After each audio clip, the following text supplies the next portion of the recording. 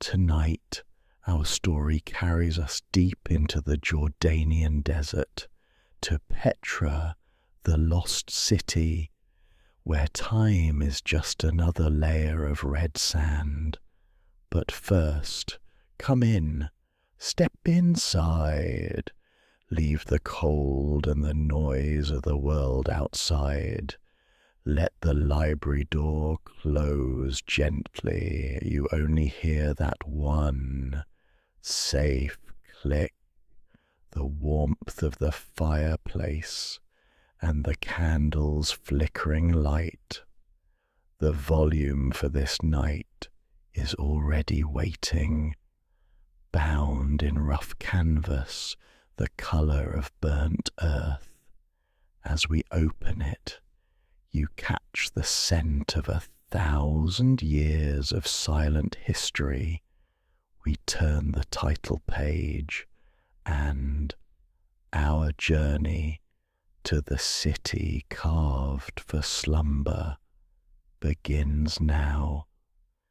We begin our journey not with a rush, but with a deliberate, slow exhalation, a silent acknowledgement of the stone's immense gravity. You stand now at the very mouth of the sick, the narrow artery that pulses into the heart of the lost city. Take in this first breath of air. It is thick with the scent of ochre dust and the cool ancient shadow of time itself. Feel the texture of the ground beneath your feet. It is not a paved road, but the worn bedrock, smoothed by the relentless passage of 1,000 silent nights and the delicate scrape of untold footsteps. Above you, the world is slowly folding in on itself. The sky, once a boundless sheet of blue, is being swallowed by the sheer, terrifying height of the sandstone walls. They rise, monumental and unyielding, sometimes pressing so close that you could reach out and touch both sides, feeling the chill of the sunless rock against your fingertips. These towering cliffs are the colour of dried rose petals and old wine, striated with lines of time bands of deep iron reds and bleached desert creams that tell geological stories whispered across millennia. The light here is no longer the bright, harsh glare of the desert sun. It becomes filtered and hushed, a soft golden luminescence that seems to emanate from the stone itself. As you walk deeper, the noise of the outside world, the restless wind, the distant calls of the city, is gradually, beautifully silenced. The sick is a natural sound chamber, yet it transforms all clamour into a profound, heavy quiet. The only sounds permitted here are the gentle crunch of your own slow-moving steps and the almost imperceptible drip, drip, drip of condensation gathering high up on the cold overhangs. It feels as if you are walking through the very veins of the earth, following a riverbed that has long since forgotten the flowing water, leaving only this hushed, curving chasm. The sheer scale of the space instills an awe that is not frightful, but reverent. You are not a traveller here. You are an intruder, granted temporary, precious entry into the mountain's deepest secret. Every step is an offering to the immense silent presence of the stone. Now, shift your focus from the dramatic height of the walls to the subtle details at hip level. Look closely, tracing the rough surface of the rock with your eyes. Do you see them? The hidden veins, the quiet channels that gave this city its very breath. These are the unnoticed lines running parallel to your path, meticulously cut into the living sandstone by the hands of the Nabataean engineers. They are not grand structures, but humble, elegant troughs, the city's true, unseen lifeline. Imagine the ingenuity, the foresight required to carve these precise water conduits into the rock, allowing the essential resource of the desert water to flow smoothly, steadily against the immense heat. Feel the rough texture of the wall where these channels run. In some places, the sandstone has been worn smooth by the ceaseless gliding of the water over centuries, creating a subtle, polished sheen that contrasts with the surrounding untouched roughness. In other spots, you can feel the delicate chip marks left by the ancient tools, a tactile link to the workers who laboured in this narrow silence. Listen closely, and perhaps in the profound quiet, you can almost hear the ghost of that ancient stream, a quiet gurgle and flow against the stone. This water, channeled from sources miles away, was not merely for drinking. It was the foundation of their entire civilization. It allowed gardens to bloom in the desert, supported grand baths, and gave rise to the exquisite sculptures you will soon encounter. This subtle engineering speaks volumes more than any monument.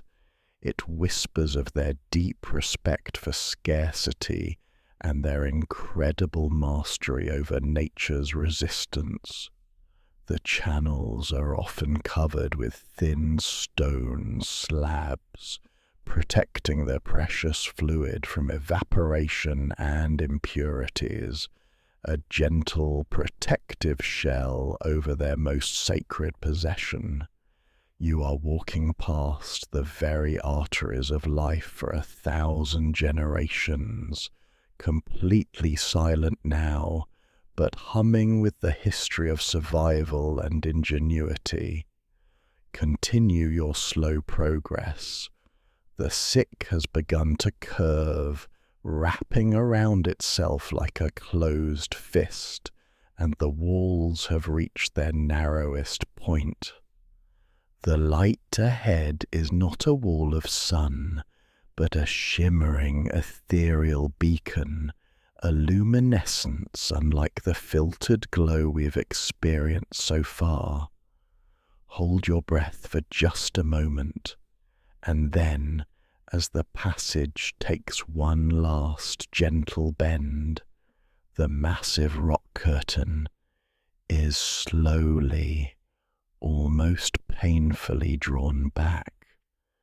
Through the final sharp crack in the towering rock face, it happens. A single, magnificent slice of majesty is revealed. It is not an immediate, overwhelming sight, but a deliberate, teased unveiling. You see, framed perfectly by the sandstone darkness, a section of the facade of Al-Khazneh, the Treasury. Perhaps it is a portion of a towering column, or the sharp shadow beneath a carved pediment. The stone here is a rich, warm butterscotch, glowing impossibly bright against the deep shadows that have accompanied us on this walk. The first glimpse is not of the building itself, but of its ethereal colour, its perfect symmetry, and the sharp, impossibly delicate lines of its architecture. This long, winding canyon has served its final purpose, a psychological transition. It stripped away the noise and the light, demanding your patience and your reverence to make this moment of revelation deeply and intensely personal. As you take the last few steps and the entire breathtaking 50-meter-high masterpiece is fully exposed to you, the sensation is one of quiet, complete finality.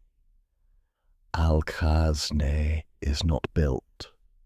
It is emerged, having been delicately coaxed out of the cliff face itself.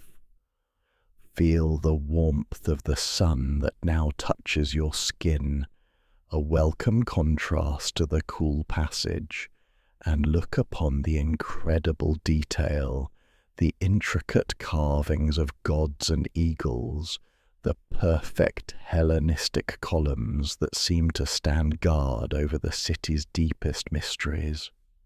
This first sight is a gentle shock, a moment of profound aesthetic peace achieved only after the long, quiet walk through the narrow gate of silence. Now, stand before the Treasury and let the golden warmth of the rock fill your vision. It is impossible not to feel the sheer, stunning audacity of this creation. But let us peel back the centuries and examine how this impossible structure was brought forth from the living stone. It was not built up brick by painful brick, but carved down, inch by patient inch, from the towering flat face of the desert cliff. Imagine the engineers and masons not standing on the ground, looking up but suspended high in the sky, working from the topmost point of the pediment, slowly descending like quiet, meticulous spiders. This top-down method was a necessity, but also a marvel of ancient planning. Think of the incredible precision required to begin the carving of a cornice or a roof 50 meters high, knowing that any mistake at that elevation would cascade down through the entire design, making the finished result below impossible to align. The long sound of the work was the rhythmic, patient chip of the apprentice's mallet meeting the chisel. Close your eyes and try to hear it, the quiet, steady tink, tink, tink, a soft metallic percussion against the dense, brittle sandstone. It was the sound of 100 small, consistent efforts accumulating into a work of overwhelming scale. The scent of mineral dust and the subtle metallic tang of the tools would linger in the air, a humble, earthy counterpoint to the towering elegance of the masterpiece they were slowly revealing. We have admired the sun-warmed exterior. Now, let us pass through the towering, shadowed entrance and step inside the Treasury. The transition is immediate and profound. As you cross the threshold, feel the dramatic, instantaneous drop in temperature. The exterior, baked golden by the sun, gives way to an interior that holds the memory of the cold desert night. The air here is heavy, still, and deeply chilled, like the inside of a vast, forgotten wine cellar. The chamber is immense, a single carved vault where the scent of dry, ancient dust hangs heavy and undisturbed. Look around the vast, empty space. The walls are plain, smooth, and unadorned, a striking contrast to the elaborate exterior. The chamber is silent, yet pregnant with potential sound. Tap a fingertip gently against the smooth stone and listen to the resulting echo. It travels up to the high, dark ceiling and bounces back, a whispering, elongated return that lingers in the cold air. This is the sound of the mountain breathing, the stone walls holding the very air captive and amplifying the slightest interruption. Let the darkness and the chill settle over you, a final calming embrace from the ancient solitary core of this hidden city. This deep, resonant silence is the architect's final secret, creating an inner space that is as beautiful in its emptiness as the facade is in its opulent decoration. Now, stand before the Treasury and let the golden warmth of the rock fill your vision. It is impossible not to feel the sheer, stunning audacity of this creation. But let us peel back the centuries and examine how this impossible structure was brought forth from the living stone. It was not built up, brick by painful brick, but carved down, inch by patient inch, from the towering, flat face of the desert cliff. Imagine the engineers and masons not standing on the ground looking up, but suspended high in the sky, working from the topmost point of the pediment, slowly descending like quiet, meticulous spiders. This top-down method was a necessity, but also a marvel of ancient planning. Think of the incredible precision required to begin the carving of a cornice or a roof 50 meters high, knowing that any mistake at that elevation would cascade down through the entire design, making the finished result below impossible to align. They needed no complex machinery, only courage and simple, cunningly placed scaffolding. Picture the wooden poles, rough desert wood tied with sturdy hemp rope, being carefully wedged into the slots and toe holds, carved into the rock above the area they were working on. As the stone was slowly reduced to form the columns, the statues, and the delicate floral motifs, the scaffolding itself would be dismantled and reused on the next lower level. Feel the phantom grit of the sawdust, the fine rose-coloured sandstone dust that must have coated the air, dusting the workers' leather sandals and settling on their brows as they slowly chipped away the massive weight of the mountain. Every detail, from the grand Corinthian capitals to the smallest wing feather on a carved eagle, was executed while suspended between the hard rock and the vast, empty sky. Their method was a testament to patience, treating the mountain not as an obstacle, but as a silent, willing partner in their magnificent, unhurried act of creation. The creation of a monument like Al-Khazneh was not a frantic rush. It was a generational commitment. It took years, perhaps 2 decades or more, for the work to reach completion.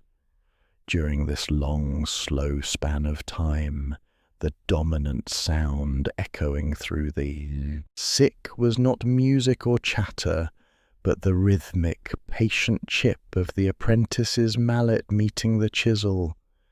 Close your eyes and try to hear it, the quiet, steady tink, tink, tink, a soft, metallic percussion against the dense, brittle sandstone. It was the sound of 100 small, consistent efforts accumulating into a work of overwhelming scale. Imagine the master carver, his hands scarred and knowing, guiding a young apprentice. The master's hand moves with the practiced grace of a musician, placing the chisel with surgical precision to define a curl of hair or the fold of a tunic. Then the apprentice takes the small, heavy mallet and provides the force, the steady, rhythmic energy. The sound is not loud. It is dampened by the immense rock and absorbed by the desert air, but it is unwavering. This deliberate pace enforced a quiet contemplation on the artisans. There was no haste, only the pursuit of perfection. The heat of the day would be broken by long shadows moving slowly across the facade, and the rhythm of the work would slow with the setting sun, only to resume with the first cool light of dawn. This soft percussion became the pulse of the city, a constant reminder that something beautiful and enduring was being created, not through sudden violence, but through deep, focused perseverance. The scent of mineral dust and the subtle metallic tang of the tools would linger in the air, a humble, earthy counterpoint to the towering elegance of the masterpiece they were slowly revealing. We have admired the sun-warmed exterior. Now, let us pass through the towering, shadowed entrance and step inside the Treasury. The transition is immediate and profound. As you cross the threshold, feel the dramatic, instantaneous drop in temperature. The exterior, baked golden by the sun, gives way to an interior that holds the memory of the cold desert night.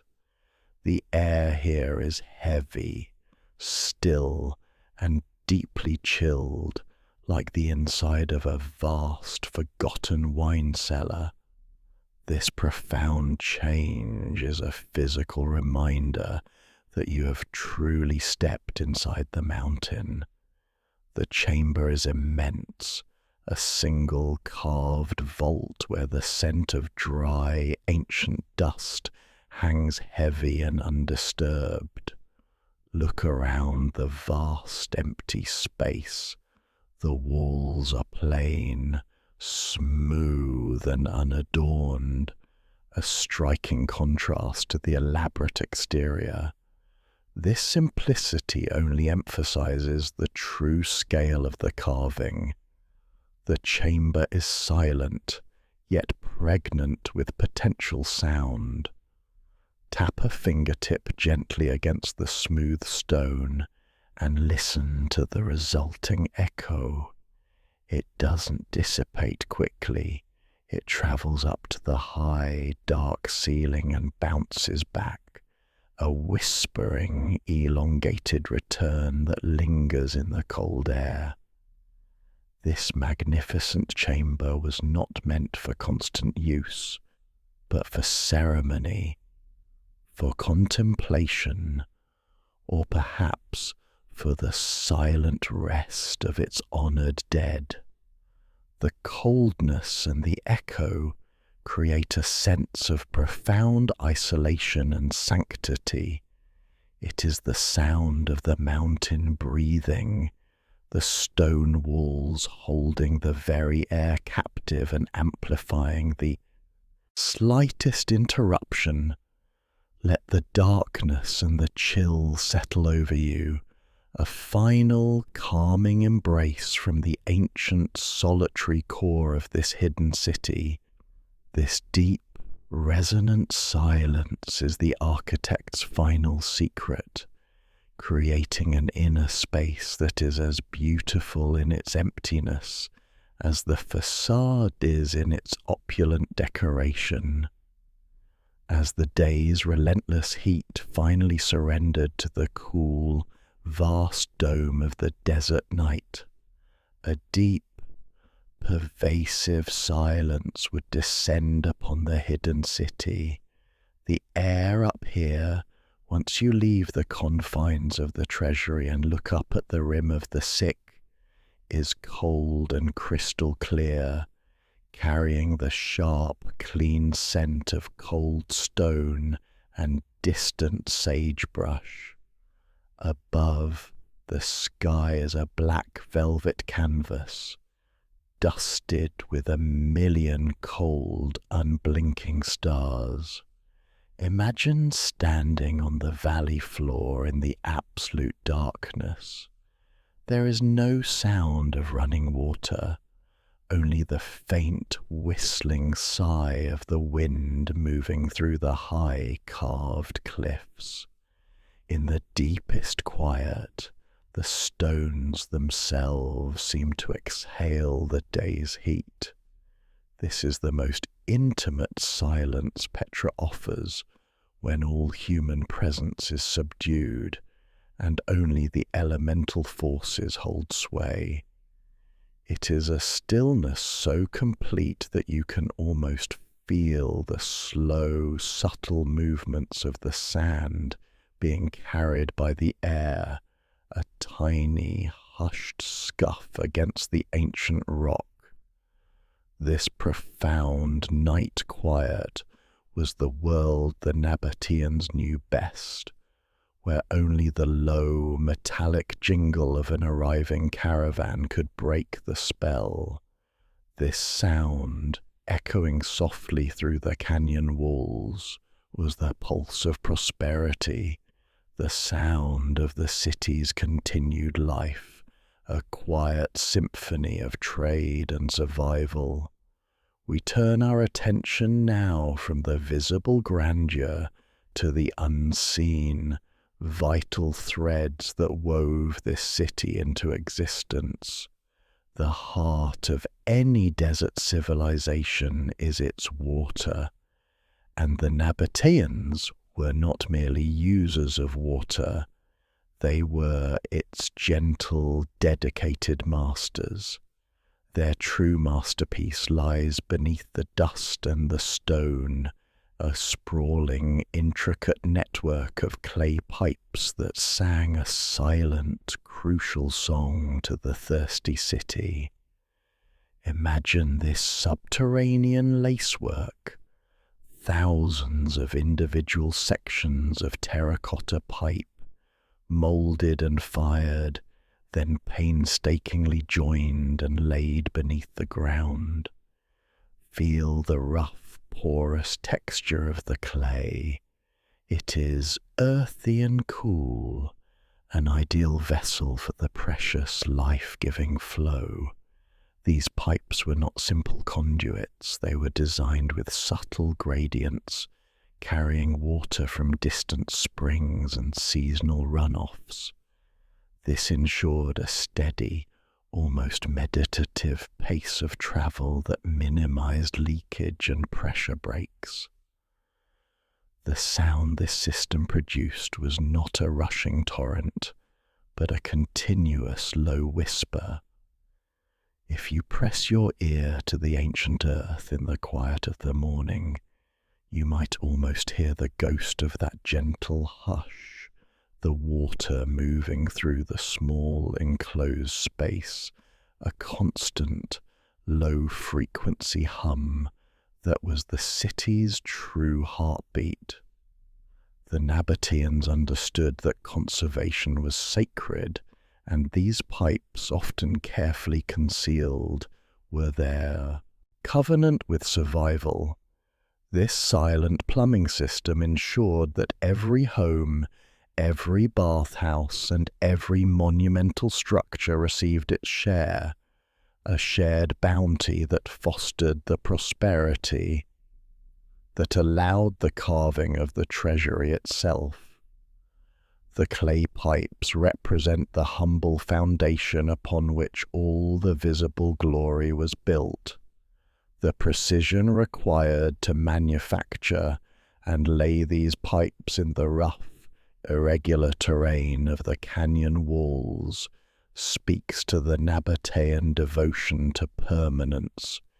Each section had to fit perfectly, sealed with natural mortar to handle the inevitable stress of expansion and contraction under the extreme desert heat and cold. This unhurried, hidden work was as important as the grand facades, for without the whisper of water in the clay, the rose-red monuments would never have been more than ambitious plans etched in the dust. The very scent of the cool, damp earth surrounding the pipes was a reassurance of life in an otherwise arid landscape. Water brought to the city was only half the battle. The true mastery lay in its storage and patient rationing. For a city surrounded by arid expanses, every drop was a promise, and the Nabataeans sealed that promise within the cold, dark embrace of their cisterns. These were not simple holes in the ground, but brilliant subterranean reservoirs, often bottle-shaped and carved deep into the impermeable bedrock. Their sheer scale is astonishing, holding enough liquid to sustain their population through long, punishing dry seasons. Imagine descending into the darkness of one of these chambers, the air immediately heavy with cool moisture and the faint, clean scent of wet stone. The feeling of the rock walls is smooth, sealed by natural mortars to ensure no drop could escape. This storage was an act of quiet discipline. The cisterns were the city's savings account, carefully filled during the rare, dramatic flash floods, a phenomenon the Nabataeans harnessed with complex dams and diversion channels that guided the sudden, chaotic water into orderly containment. Feel the immense weight of the water held captive in the darkness, a cool, silent guardian waiting to be called upon. The system required meticulous, unhurried management. The elders and watermasters knew exactly how much could be drawn each day, ensuring the precious liquid was carefully stretched to last through hundreds of sun-scorched days. The cisterns represent the deep wisdom of a people who knew that true wealth lay not in gold, but in the cool, rhythmic pulse of available water. The profound darkness inside these vaults held the city's future, a silent promise against the relentless sun. In the heart of this desert metropolis, where dust was a constant companion and the sun was a relentless master, the existence of grand public bathhouses speaks of a profound commitment to comfort and ritual. Step with me now into the silence of the bathhouse, a place designed for release and renewal. The air here is different. It is humid and warm, carrying the faint, soothing scent of heated stones and perhaps a wisp of incense or local herbs. The floor is likely cold stone, smooth and worn by countless bare feet. The bathhouse was a sanctuary built on the Roman model, featuring tepidarium, warm rooms, and caldarium, hot rooms, all sustained by the clever clay pipes carrying water and steam heated by careful fires. Imagine the absolute luxurious quiet that must have settled here.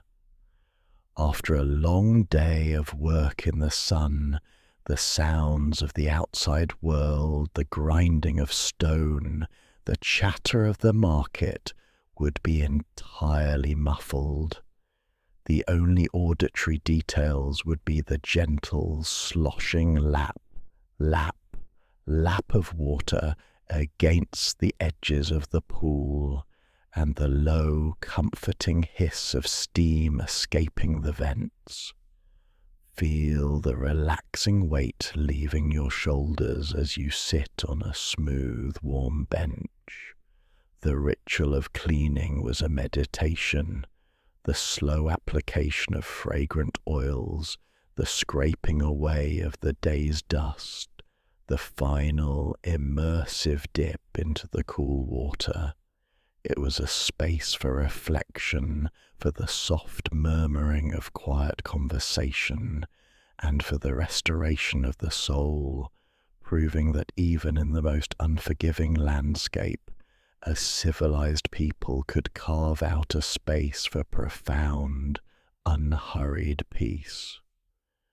The atmosphere was one of gentle, shared solitude, a precious commodity in the bustling heart of the trading empire. The wealth that carved the elaborate facades and funded the complex water systems was carried on the backs of camels, arriving in the valley not as shining gold, but as precious aromatic resins. This was the heart of the Nabataean dominion, their control over the Frankincense trail. Imagine the caravans approaching the city after weeks, perhaps months, traversing the desolate, echoing silence of the Rub al-Khali desert. The air in the city, usually thick with the dry scent of dust and warm stone, would be momentarily transformed by a heavy, sweet perfume. This scent, both earthy and celestial, was the smell of true, tangible prosperity.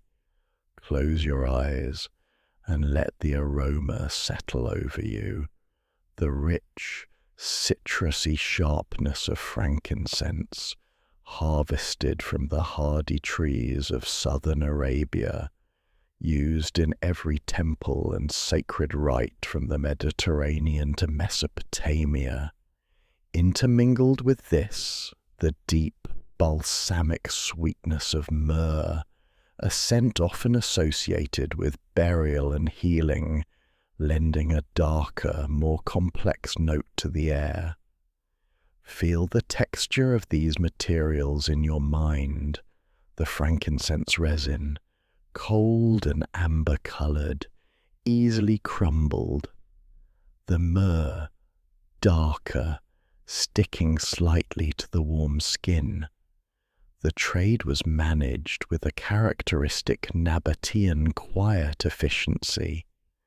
There was no frantic haggling, only the slow, measured transaction of wealth in exchange for these dried tears of the gods.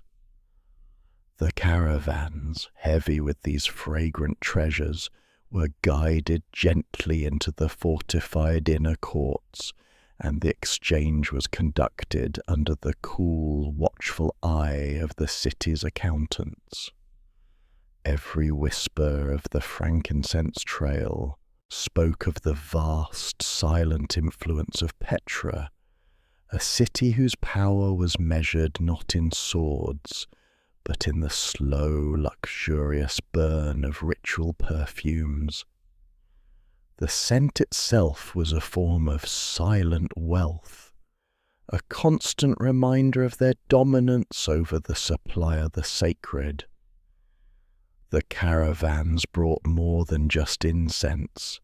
They connected Petra to the farthest, most exotic corners of the known world, turning the dusty rose-red valley into a quiet showcase for global luxury.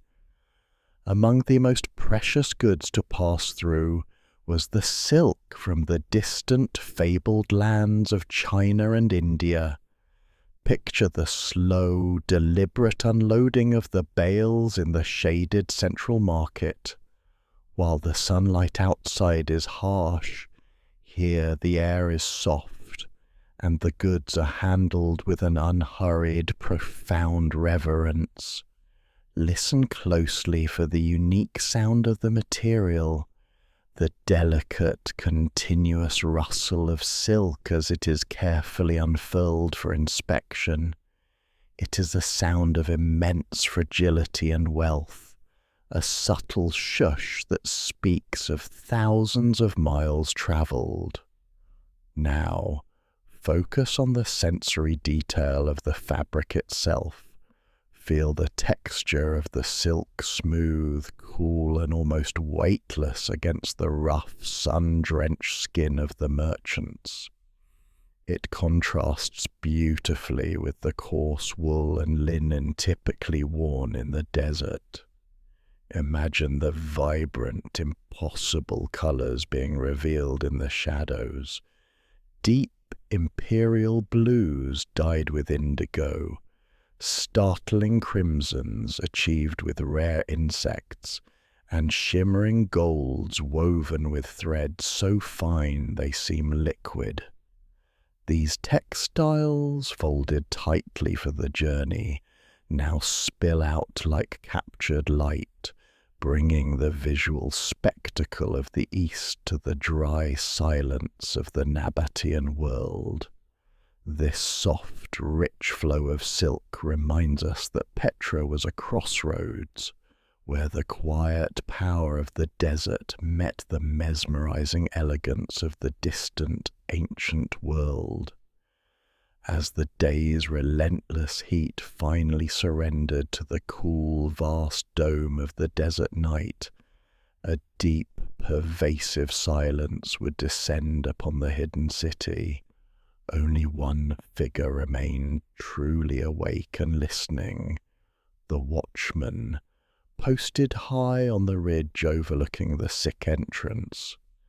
His duty was a solitary, unhurried vigil. The air around him was cold and crystal clear, smelling of cold stone and distant sagebrush. Above, the sky was a black velvet canvas, dusted with a million cold, unblinking stars. The coldness of the night felt pure, immense, and endless. The watchman would sit, wrapped in a thick wool cloak, the only sounds being the soft crackle of his small, contained fire, and the faint whistling sigh of the wind moving through the high, carved cliffs. In this deep quiet, his focus was not on the sounds within the city, but on the approach of its lifeline, the caravans. Hours might pass in perfect meditative stillness. Then, finally, a new, subtle sound would emerge from the profound darkness of the valley floor, the slow, rhythmic clop, clop, clop of camel hooves on the rock, followed by the low, metallic jingle of the bells and harnesses. signaling the arrival of a new wealthy train. This was the city's most vulnerable yet most essential moment. The watchman would light his beacon, a signal to the sleeping guards below. The sound of the arriving caravan, echoing softly through the canyon walls, was the sound of the city's continued life, a quiet symphony of trade and survival. For a brief, hushed moment, the sounds of distant lands, the soft cries of the handlers, the rustle of their rough-spun blankets, would mingle with the cold silence of the rock before the caravan was gently absorbed into the sleeping heart of Petra. The stars watched on in silent approval as the wealth of the world once again flowed into the rose-red stone. As we move deeper into the ancient city, we encounter a remarkable paradox. The royal tombs, immense elaborate structures carved into the cliffs that dwarf even the Treasury. Yet the true purpose of many of these grand facades was not solely the eternal repose of the dead. They were designed for the living, a majestic, unmissable display of lineage, wealth, and lasting power. Stand before the vast columned faces of the Urn tomb or the Corinthian tomb. Feel the sheer weight of their ambition pressed into the vertical sandstone. These were not modest doorways to quiet crypts. They were monumental statements, built to be seen from across the valley. They were the dynastic billboards of the Nabataean kings and their wealthiest citizens. The architectural style, a careful blend of native simplicity and imported Roman or Hellenistic flourish, was meant to proclaim, silently but absolutely, that this family controlled the trade, the water, and the very ground beneath your feet. The stone here holds a particular dry, airy chill, a permanent coolness even under the high sun. This intentional grandeur suggests that the tomb was less a resting place and more a permanent, visible anchor for the family's spirit and reputation. It was a space designed for observation, a constant reminder to the populace and to visiting merchants of the unshakable, quiet authority residing in the rock. The scale enforces a feeling of smallness, yet also of deep connection. You are in the presence of an eternal, carved declaration of enduring importance. Look closely at the sandstone.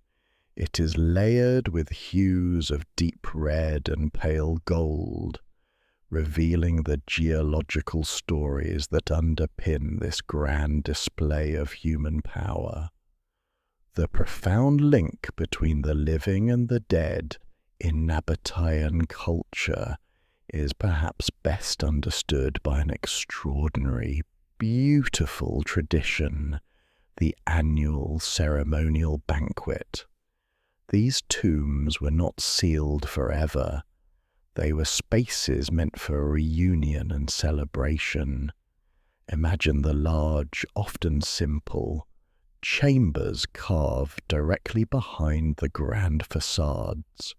These rooms were used for a ritual, celebratory meal, a feast held in honor of the departed, where the deceased family member was symbolically invited to join the banquet. Feel the cold, smooth stone of the interior. Perhaps imagining it covered with soft rugs and low cushions for the guests. The air, typically cold and still, would have been warmed slightly by the presence of people and scented with the fragrance of cooked meat, fresh bread, and poured wine. This was not a mournful gathering, but a joyful, deliberate sharing. The purpose was to ensure that the memory of the ancestor remained vivid and active within the family and the community. Listen for the ghost of the sounds that would have briefly animated these quiet spaces, the clinking of earthenware cups, the low rhythmic murmur of family stories being retold, and the soft, satisfied sighs of the feasters. It was a powerful, comforting ritual, a day when the separation between life and the eternal rest was deliberately, beautifully blurred, reaffirming that the family bond transcended the boundary of death. The tomb became a banquet hall, a temporary space of warmth carved out of the cold, silent mountain. To truly transport ourselves to one of those ceremonial gatherings, we must introduce the sound of music. In the vast, echoing spaces of the necropolis, the music was likely not loud or frantic, but measured, intimate, and deeply resonant, perfectly suited for the quiet reflection of the banquet. The instrument of choice would have been the lyre, a simple, elegant stringed instrument. Picture the musician seated on a stone bench, allowing the sound to drift and gently dissipate into the vast, cool air of the carved chamber. The notes would be plucked with a slow, deliberate cadence, a low, humming vibration that seems to fill the entire space before slowly returning as a soft echo from the high, dark ceiling. This echo, so common in the carved rock, became part of the music itself, extending the notes long after the string was released. This ritual music served a crucial purpose: to set the hypnotic, calm rhythm for the conversation and the meal. The quiet plucking would underscore the soft cadence of shared memories, a father's joke, a mother's wisdom, all spoken in low, reverent tones. The sound of the lyre would have momentarily chased away the profound silence of the tomb, filling the space with something warm and deeply human. Feel the vibration of the sound not just in your ears, but in the floor beneath your feet, connecting you to the very rock that cradled both the living and the honored dead. The music was a final, gentle reminder that these carved chambers, though dedicated to eternal rest, were once, briefly, filled with the humming warmth of life itself. We have walked through the narrow gates and the silent halls of the dead. Now, let us begin the final, most deliberate portion of our journey, the ascent to the high place of sacrifice. This is not a casual walk, but a pilgrimage designed to be physically demanding, transforming the body as it elevates the spirit. Feel the rough, sun-warmed stone beneath your hand as you begin to climb the narrow, ancient steps cut directly into the mountainside. These stairs are uneven, worn down by countless knees and feet over the span of centuries. The climb is a slow, unhurried meditation. With every upward step, feel the warmth of the sun intensifying on your back and the desert air growing thinner, clearer, and more intensely dry. Listen to the sound of your own controlled, steady breathing, a quiet, rhythmic hush that becomes the only sound distinguishing you from the vast, inanimate rock. The stillness here is profound, broken only by the sound of your own effort, a sound that quickly becomes a meditative rhythm. The path is engineered with intention, taking winding turns that momentarily block the view of the summit, forcing the pilgrim to focus only on the immediate, demanding present. The scent here is pure, sun-baked rock and wild thyme, crushed perhaps by an errant foot.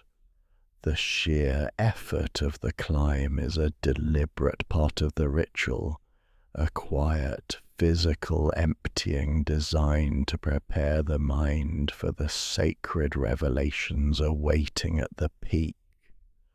This upward journey is a metaphor for spiritual progress, achieved not through speed or force, but through sustained, silent perseverance. Every muscle strain, every bead of sweat is an offering to the immense, watchful silence of the mountain gods. The texture of the steps, worn smooth in the center but rough at the edges, reminds you of the generations who made this very quiet ascent before you. Finally, the steps end.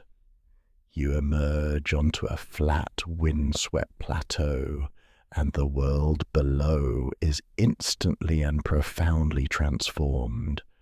This is the quiet moment of reflection earned by the long, silent climb. Take a slow, deep breath of the air up here. It is crisp, clean, and carrying the faint, metallic tang of great height. Look down. The entirety of Petra, the valley, the carved tombs, the sprawling residential areas, is laid out beneath you like a miniature, intricate map. From this height, the chaos and noise of daily life vanish completely. The great Treasury itself is but a dollhouse facade viewed from this immense, dominating vantage point. The experience is one of hushed, profound perspective. The wind is a steady, natural force up here, not turbulent, but a constant, sweeping sigh that passes over the flat rock surfaces. It feels as if you have left the world of men and entered a sacred domain where only the elemental forces reside, the rock, the wind, and the sun. This view was designed to instill a feeling of both dominance and humility. Dominance over the visible world spread out below, and humility before the vast, indifferent majesty of the desert horizon stretching far, far into the hazy distance. This is where the priests and rulers stood, looking down on their dominion before turning their eyes heavenward. A moment of quiet, unhurried contemplation before the sacrificial rites began. The silence at this elevation is overwhelming, broken only by the wind's low whistle, a sound that carries across the expansive sky. Turn your attention now to the sacred structures that dominate this summit. Here lie the altars and the platforms, starkly carved from the bedrock, reflecting the Nabataeans' deep cosmological understanding of the heavens. These were not random placements. They were monuments to astronomical precision. Observe the great sacrificial platform itself. It is a simple, massive rectangular block of stone, often featuring a subtle channel cut into its surface. This channel was meticulously aligned to capture the first sharp rays of the rising sun on significant calendrical days, particularly the solstices and equinoxes. Feel the smoothness of the stone where the rituals took place, a cold, hard surface stained with centuries of ritual use, bearing the faint, dry scent of minerals and ancient offerings. The entire high place acts as a vast, open-air observatory and temple. The twin altars, one for animal sacrifice and one for liquid offerings like wine and oil, were positioned to allow the flow of the offering to be geometrically guided by the terrain, linking the sacred act to the physical land. When the sun, the ultimate celestial deity, rose or set in perfect alignment with the altar, the ritual was deemed to be blessed and correct. This combination of the immovable stone and the predictable, slow movement of the celestial bodies reinforced the core belief that the Nabataean kingdom and its rituals were not accidental, but perfectly integrated into the deep, quiet order of the cosmos. The alignment speaks not of technology, but of a long, sustained vigilance and silent devotion to the heavens. The quiet precision of these carvings suggests the builders treated the mountain not just as a location, but as an integral part of the heavenly clockwork.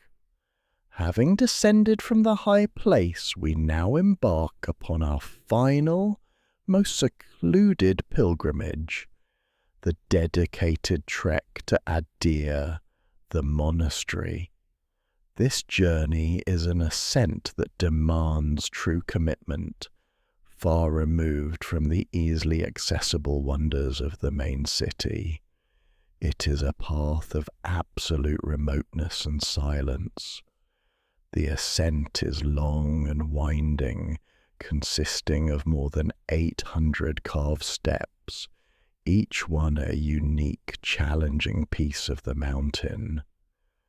Feel the intense heat of the canyon walls concentrating the sun's energy, followed by the sudden cooling relief of passing under a jutting, shaded overhang. The air is still, carrying the faint, dry scent of resilient desert grasses clinging to the rock face.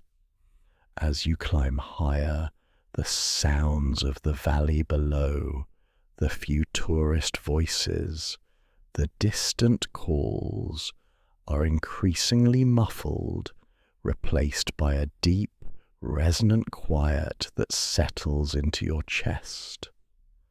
This trail was deliberately designed to deter the casual visitor and enforce a state of quiet dedication. It forces a meditative rhythm upon the walker. You hear only the soft, persistent scuff of your shoes on the smooth, worn stone and the steady, quiet thrum of your own pulse, a private sound in an enormous space. The landscape unfolds in dramatic, unpopulated vistas of sheer golden rock, instilling a feeling that you are walking not toward a building, but toward a secluded, profound revelation. This final, arduous climb is the price of entry into one of Petra's deepest, most reserved silences. The very act of climbing becomes a quiet ritual, shedding the concerns of the lower world with every demanding step. The final turn of the steps brings you face to face with the monastery's colossal facade. Its scale is breathtaking, even larger than the Treasury, yet it possesses a starker, more reserved beauty. Pass through the entrance and step into the vast, empty hall carved deep within the rock. The instant transition here is not just of temperature, but of scale and sound. The air inside is immensely cold and still, carrying the distinct, non-specific scent of deep, ancient stone. The chamber is stripped bare, its immense space emphasizing the total quiet that reigns within. There are no detailed carvings, no columns, just smooth, soaring rock walls that disappear into the darkness of the ceiling far above. This emptiness is not accidental, it is by design. The vastness was intended to humble, to enforce a feeling of solitary smallness against the eternal weight of the mountain. Listen now to the silence.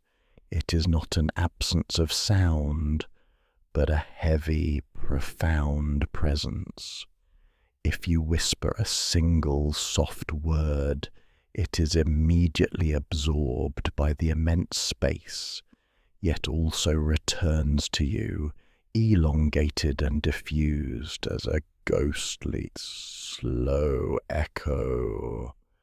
The quiet here feels absolute, creating a perfect environment for uninterrupted contemplation.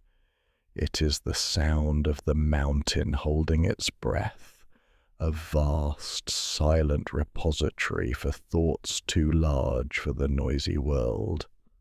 Feel the smooth, cool texture of the rock floor under your hand, amplifying the deep stillness of this chamber. Centuries after the Nabataean kings commissioned this monolithic structure, another group of quiet pilgrims found solace here. The colossal hall was repurposed by early Christian hermits, who sought out its remoteness and its profound silence for their spiritual retreat. This magnificent space, originally a royal tomb or assembly hall, became the Deir, the monastery. Imagine these solitary figures, perhaps a handful of men wrapped in rough-spun robes, living within the vast, cold embrace of the rock. The only additions they made were simple, functional crosses etched into the walls, or perhaps a small, rough altar. Their presence introduced a new, hushed auditory texture to the hall. Listen for the faint, recurring sound of their prayers. It would have been a soft, continuous recitation, the voice kept low and even, meant for their own ears and the ears of their God, not for broadcasting. Perhaps you can hear the soft tap of a wooden cross or a staff against the stone floor, marking the slow rhythm of their devotion. The air might have held the faint, sweet scent of oil lamps they used to ward off the cold darkness. The monks did not fill the space with noise, but used its existing silence as a sounding board for their deep faith. In this final remote spot, the Nabataean dedication to majesty quietly transitioned into the Christian dedication to solitude, proving that the silent, echoing mountain could serve as a perfect sanctuary for any profound, unhurried truth. Our journey through this hidden city now culminates in a quiet, visual appreciation of its most fundamental element, the sandstone itself. Look closely at the canyon walls and the carved facades. They are not monotone, but a masterpiece painted by the slow, profound processes of the earth. The dominant color is, of course, the famed rose red, a deep, warm hue reminiscent of sunset. But lean in and observe the intricate details, the geological artistry that makes each slab of rock unique. Trace the subtle, sweeping swirls that define the stone lines of brilliant sunflower yellow that streak across a base of deep, iron-rich crimson red. In other places, the colour softens to a pale, dusty pink, almost like the blush on a desert flower, contrasting sharply with veins of dark, moody purple-brown. These colours are the record of mineral infusions over millennia, oxidized iron creating the reds, manganese the dark spots, and various clays the soft yellows. Feel the slight, smooth irregularity of the surface, where the different mineral layers have weathered at slightly different rates. The sunlight here is an active participant, changing the hue of the stone moment by moment.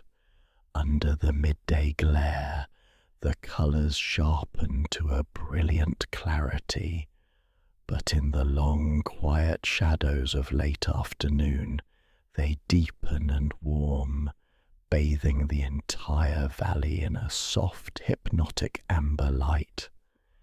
It is a silent geological symphony, a reminder that the beauty we see is the result of patient, unhurried creation.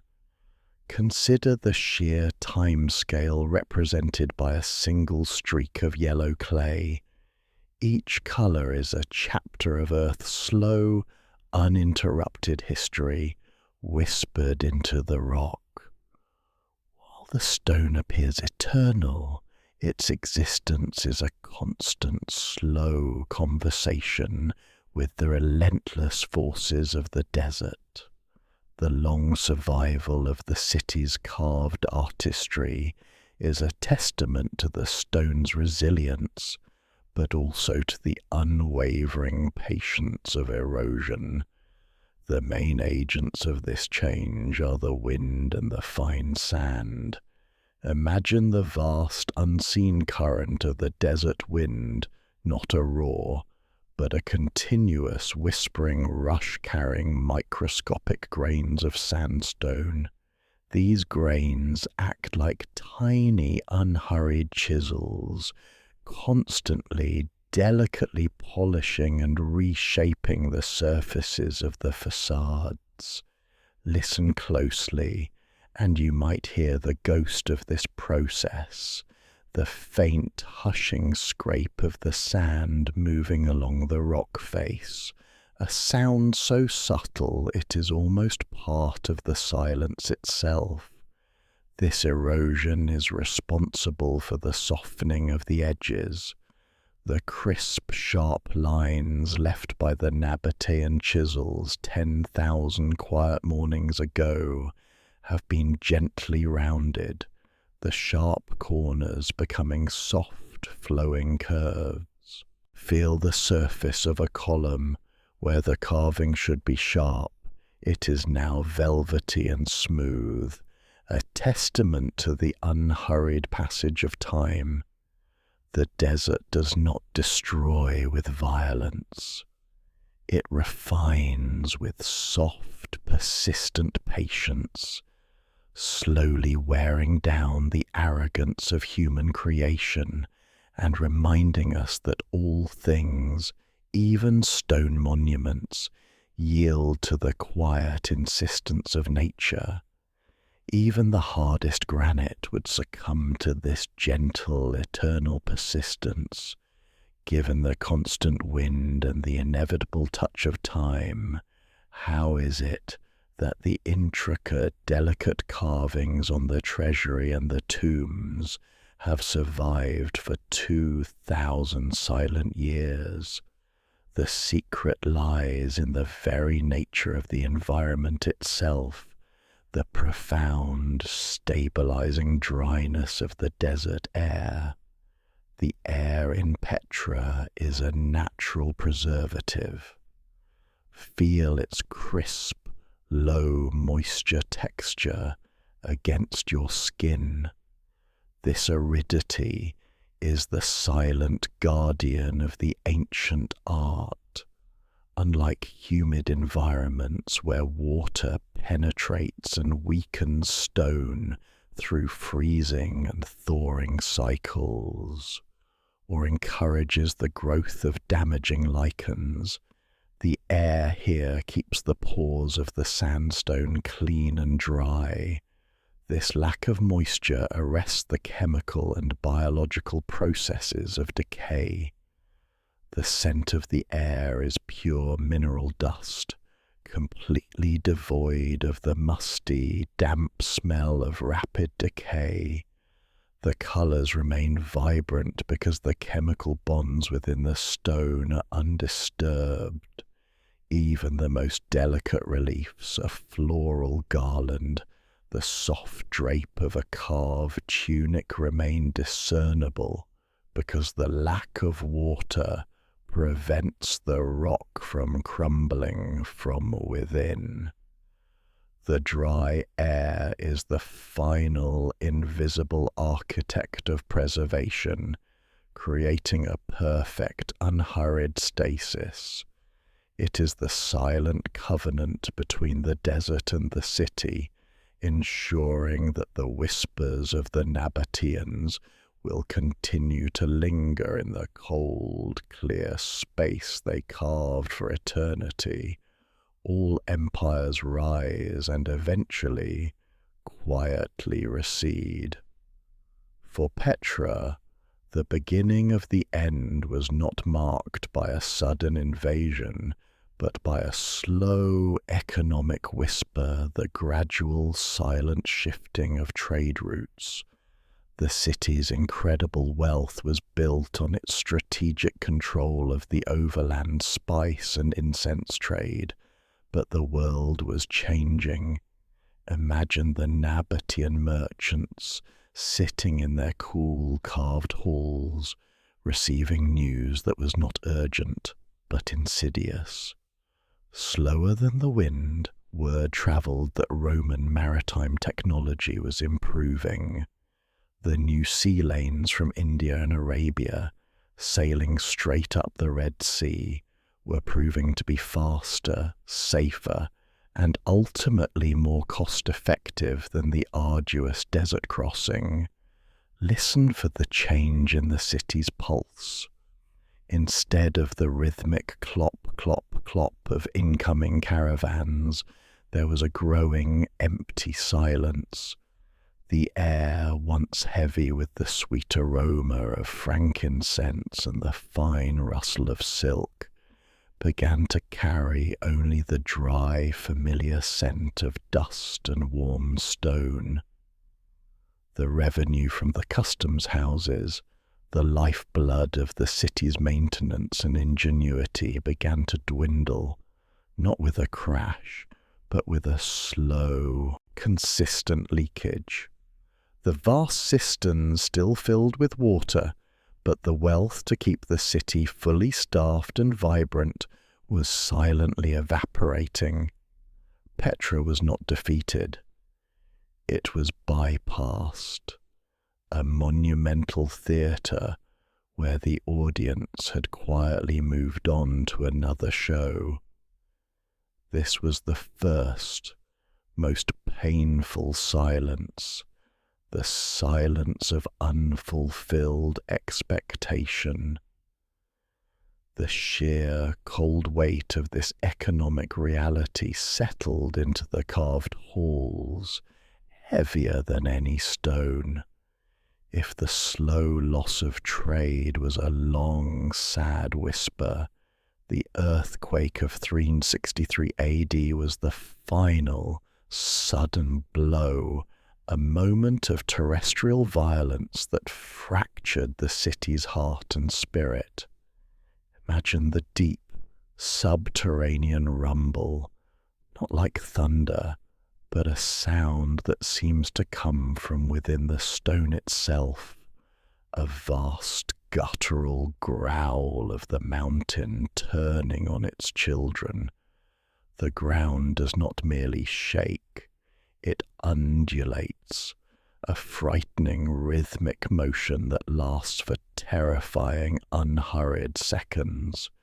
Listen for the sound of cracking rock, not the gentle chip of the mason's chisel, but the deafening rending of the mountain tearing itself apart.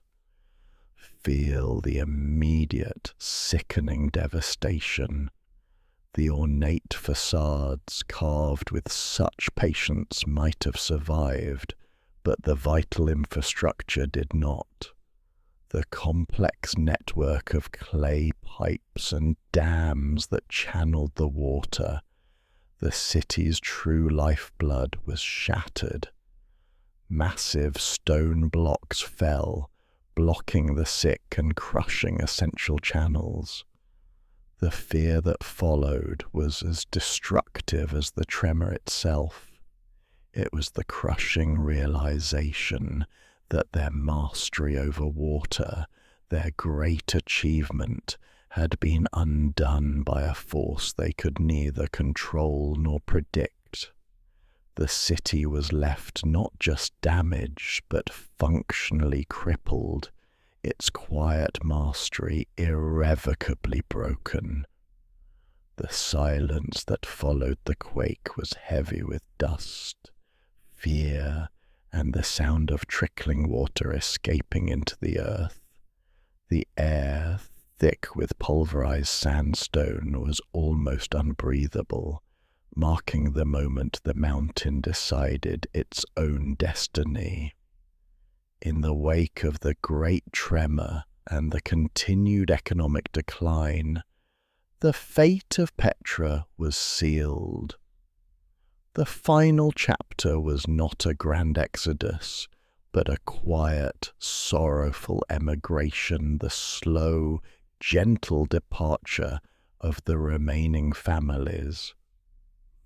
Imagine the scene not as a desperate flight, but as a measured, dignified retreat. The city still held water, but the grand, echoing halls and the vast tombs were simply too much to maintain for the few who remained. Feel the immense coldness of the rock against a hand resting on a door frame for the last time. The air is still, carrying the scent of wood smoke from a final, small cooking fire.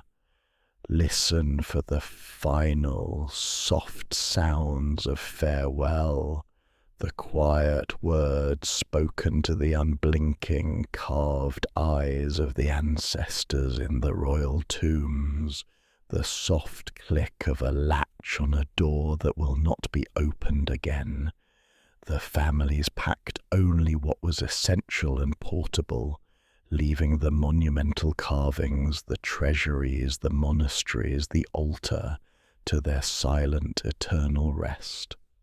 The departure was unhurried, reflecting the deep, slow rhythms of the desert they had mastered for centuries.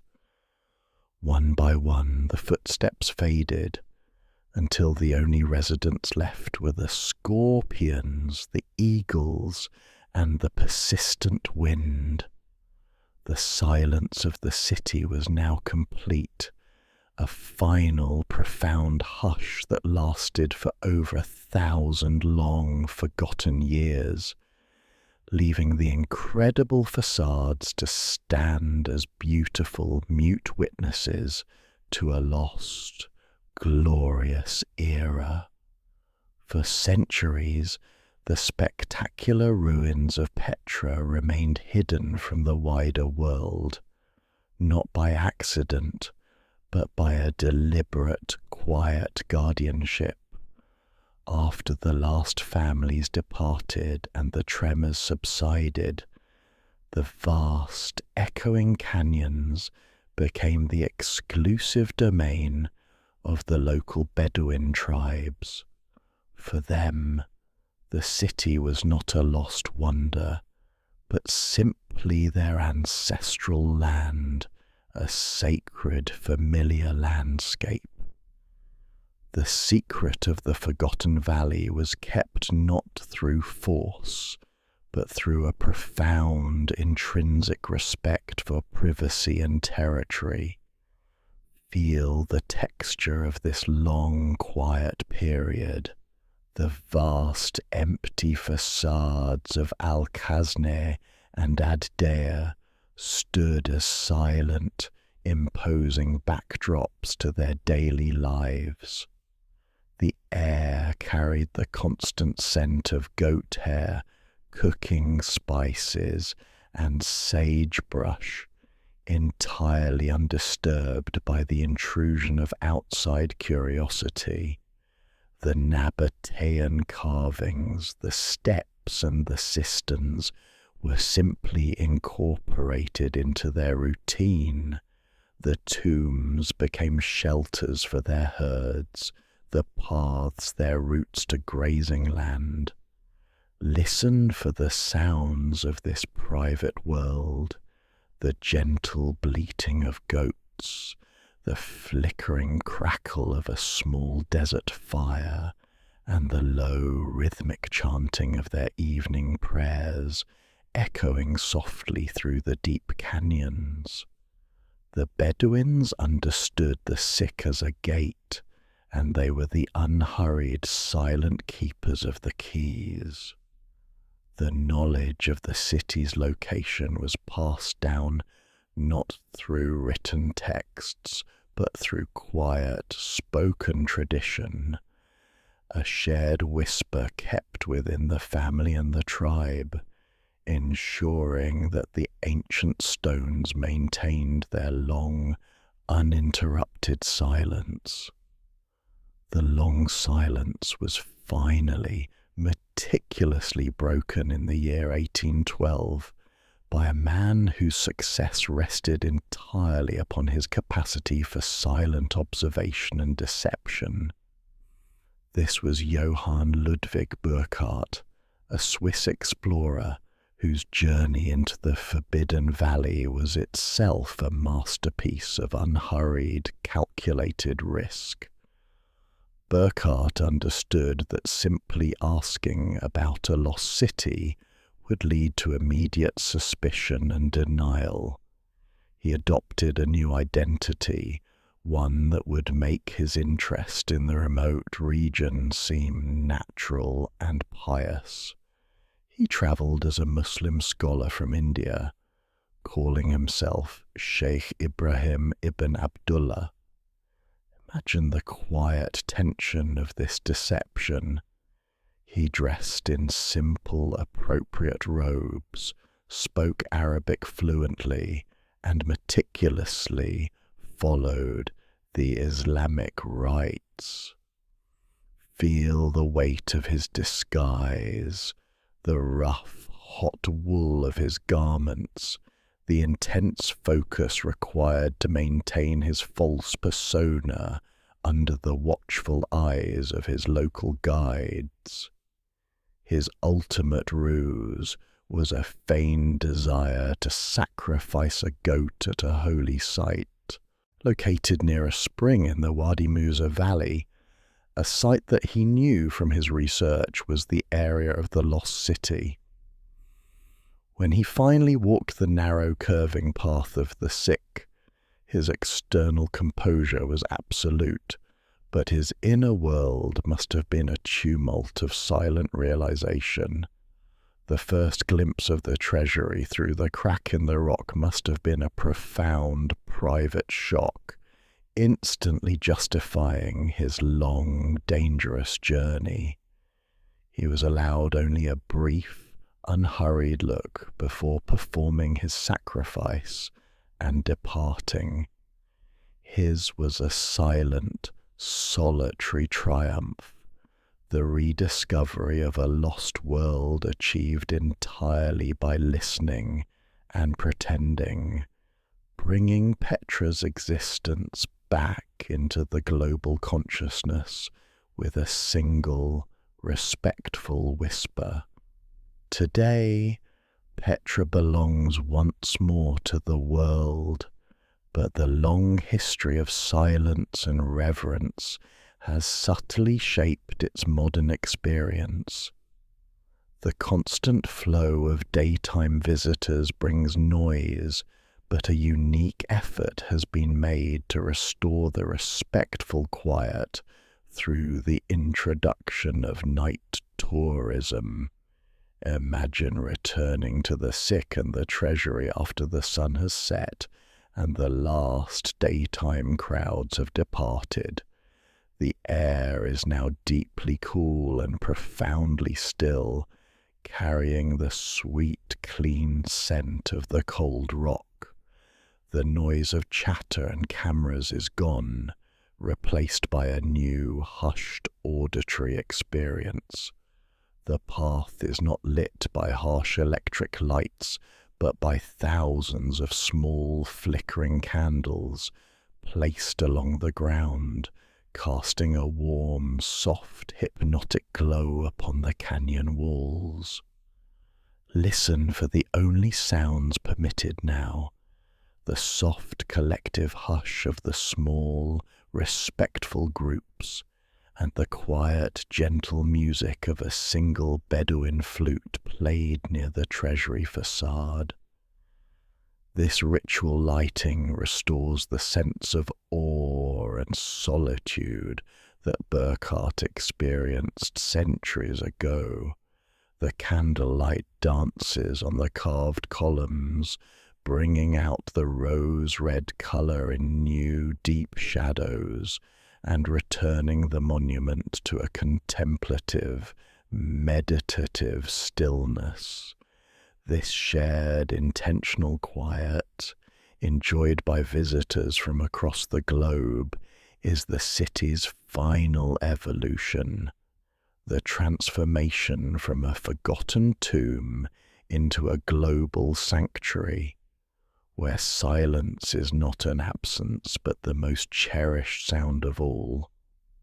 The physical ruins of Petra stand as silent monumental achievements, but the true, enduring legacy of the Nabataeans resides in the quiet principles of their culture: mastery over the environment, respect for scarcity, and the integration of commerce with reverence.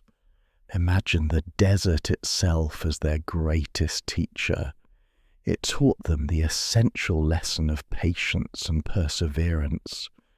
Their monumental carvings, executed over decades by generations of artisans, remind us that true, lasting value is achieved not through speed, but through sustained, unhurried effort.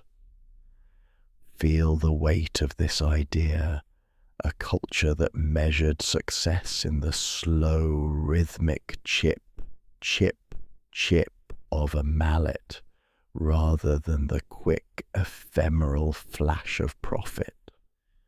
Now, place your hand upon the stone once more. Run your fingertips over the face of Al-Khazneh. Feel the velvety smoothness of the sandstone where the wind has worked for centuries, softening the edges of the carved columns. Observe the lines of the carving, the intricate garlands and the dramatic shadows they cast. Legend whispers that the builders were guided not by maps on paper, but by the lines of the rock itself, seeing the finished forms already sleeping within the cliff. This belief lent the work a hushed, sacred quality. They were not carving, but simply revealing what the mountain had already created. The sandstone is rich with nature's palette. Deep, iron-rich crimson red, swirling with traces of sunflower yellow, creating a visual symphony of slow, patient creation. Their most profound legacy is the philosophy of water. The miles of silent clay pipes and the vast hidden cisterns whisper to us about an unparalleled understanding of resource management. They did not simply survive the desert, they compelled it to thrive. The cisterns, carved deep into the bedrock, held enough liquid to sustain the population through long, punishing dry seasons. This ingenious, unseen infrastructure, built on the principle that every single drop of water was sacred, is a powerful counterpoint to modern excess. It reminds us that true wealth lies in conservation, in the meticulous care for the necessities of life, ensuring that the bounty is shared and patiently managed for the future. Recall the sound of the water, a continuous low whisper, a constant low-frequency hum that was the city's true heartbeat, a silent song of survival and ingenuity. Finally, consider the silent, powerful way they integrated their lives and their gods. The combination of the market's hustle and the high place's quiet sacrifice, the tomb as a banquet hall. These elements speak of a culture that saw no sharp division between the spiritual and the practical. Their entire existence was a seamless, slow-moving ritual. The soft, sweet scent of frankincense in the market was a sensory bridge to the gods. The act of trading was an act of blessing. The quiet, unhurried journey through the sick, with its towering walls folding in on the sky, served as a psychological transition, demanding reverence before granting the profound revelation of the Treasury. The silence in the narrow canyon was not empty, but transformed all outside noise into a heavy, profound quiet. The Nabataeans left us a quiet lesson carved in stone, that even in the most unforgiving landscape, a civilization can achieve enduring beauty and profound peace through discipline, ingenuity, and a deep, unhurried reverence for the essential, silent rhythms of the world. And now, the last whisper of the tale comes to an end. It is time to leave the ancient canyons of Petra behind. We turn the final, heavy, blank page. Think back to the profound, cold silence inside the Treasury, where the air was heavy, still, and deeply chilled. Remember how a single whisper would return to you, elongated and diffused as a ghostly, slow echo. Let that sound settle in your mind now. The sound of the mountain holding its breath. The book returns to its forgotten shelf, and we are safely back in the warm heart of the library. You hear the gentle click of the library door and feel the warmth of the fireplace. The cold and the noise of the world are far outside. It is finished. All the secrets, all the journeys can now settle down in your mind. You are surrounded by warmth. You are completely safe.